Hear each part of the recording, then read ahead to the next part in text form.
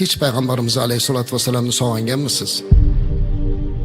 Hech biror marta sog'inib ketdim deb ba'zan o'tib ketgan otamiz esimizga kelganda necha yil bo'lib ketgan bo'lsa ham beixtiyor ko'zga yosh keladi.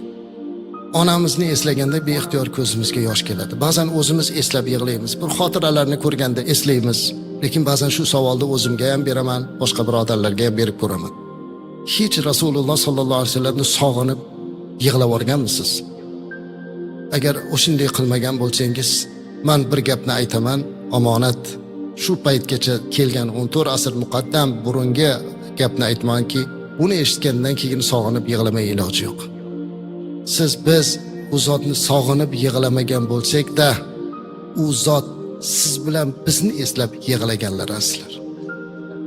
Rasulimiz alayhisolatu vasallam men birodarlarimni sog'indim deganlar. O'ziga yosh olganlar. Birodarlarimni sog'indim deganlar. Hatto yonida turgan sahoba-i kiromlar ba'zilari so'radilarki, "Ya Rasululloh sallallohu alayhi vasallam, biz emasmi birodarlaringiz?" deganlarda, "Sizlar mana sahobamsizlar." Birodarlaringiz kim? Birodarlarim mendan keyin meni ko'rmasdan menga iymon keltirgan ummatlarim dedi. Sog'inib ko'zlariga yosh oldilar. Lekin biz biror marta sog'inmayapmiz.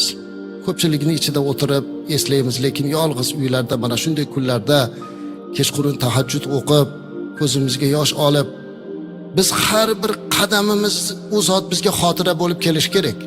Biz otamizni yaxshi gaplarini eshitganda xotira qilib yuboramiz.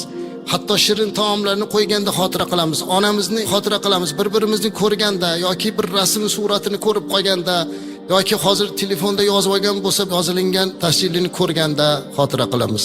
Ammo biz bir kunda har qadamimizda u zotni eslatib turadigan sunnatlarga yo'liqamiz azizlar.